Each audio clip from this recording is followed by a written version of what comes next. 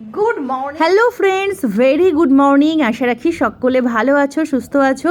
তো আবারও একটা নতুন সকাল। আজ হলো সোমবার, সোনদুষ্টুর এক্সাম শুরু।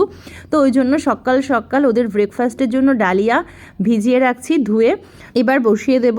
সোনু ঘুম থেকে উঠেছে, এখনও চোখে মুখে অনেক ঘুম। তো চলো আজকের আকাশটা একবার দেখিয়ে নিই। সকাল সকাল আকাশটা দেখতে কিন্তু বেশ ভালো লাগে। আর আজকে সকালে বেশ রৌদ্রোজ্জ্বল একটা ওয়েদার, তাও বলা যায় না যখন তখন বৃষ্টি শুরু হয়ে যেতে পারে। আর বাইরে বেশ সুন্দর একটা হালকা মিষ্টি হাওয়া বইছে, বেশ ভালো লাগছে। কিন্তু সকালের হাওয়াটা উপভোগ করার সত্যিই সময় নেই। এইদিকে দেখো ডালিয়া রেডি, সোনদুষ্টুকে খাওয়াবো। আর একদম প্রথমে তোমাদেরকে দেখালাম যে কাবলি ছোলা সেদ্ধ করছি, ওটা দিয়ে ঘুগনি বানাবো। তো এদিকে ডালিয়া এখন বেড়ে নিচ্ছি দুজনের জন্য। ঘি বাটার সব কিছু দিয়েই ভালো লাগে, তবে আমি ঘি দিয়েই দেবো, ওরা বাটারের থেকে ঘিটাই বেশি পছন্দ করে।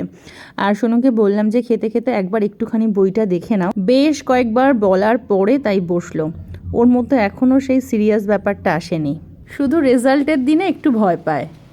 গুড মর্নিং, দেখো রেডি হয়ে নিয়েছি, সোনদুষ্টুকে নিয়ে স্কুলে যাব। আজকে ওদের হাফ ইয়ারলি এক্সাম শুরু হচ্ছে। তো 9:30 থেকে এক্সাম, কিন্তু 9টার মধ্যে ঢুকতে হবে। তো এখন 8:30 মতো বাজে। আজকে ওয়েদারটা বেশ মেঘলা মেঘলা। চলো। সকালে বেরোনোর মুহূর্তে একটু তাড়াহুড়ো থাকে, তাও মনে করে আজ আমি ছাতা রেনকোট দুটোই নিয়েছিলাম। আর মোটামুটি প্রায় স্কুলের কাছাকাছি চলে এসেছি, তখন মুষলধারায় বৃষ্টি শুরু হয়ে গেছে। আর শরীফুলের এই টোটোর গার্ডগুলো খোলার আগেই কি হয়, অনেক সময় বাচ্চারা ভিজে যায়। তো আমি ঝটপট সোনুকে রেনকোট পরিয়ে দিলাম আর দুষ্টুকে কোলে নিয়ে নিলাম। তো ওই জন্য বাচ্চারা আর ভেজেনি। তো তারপর ওদেরকে স্কুলে ছেড়ে দিয়ে এখন বাড়ি ফিরছি। রাস্তা দেখে বুঝতেই পারছো বেশ ঝমঝমিয়ে বৃষ্টি হয়ে গেছে। তো বাড়ি ফিরে এখন এই 11টা মতো বাজে, ওর ঠাম্মি যাবে ওদেরকে আনতে। 11:30টায় এক্সাম ফিনিশ। এক্সামের সময় আলাদা করে আর টিফিন দেই না, তো ওই জন্য এখন একটু বাতাবি লেবু কেটে দিয়েছি, এটাই বেরিয়ে খাবে। সকালবেলায় দিয়ে আসলাম, এখন 11টা মতো বাজে, ওদের ঠাম্মি আনতে যাবে। তো এই যে আমি বক্সে একদম ফল রেডি করে দিয়েছি। ওদের 11:30টায় এক্সাম শেষ, তো মোটামুটি 12টা নাগাদ চলে আসবে বাড়িতে। তো এই যে দেখো শরীফুল চলে এসেছে। আর আজকে আর তোমাদের সাথে রান্নাবান্না সেইভাবে কিছু শেয়ার করলাম না, কারণ আমি নিজেই কিছু রান্নাবান্না করিনি। সকালবেলায় পনির আর বাঁধাকপি হয়েছে।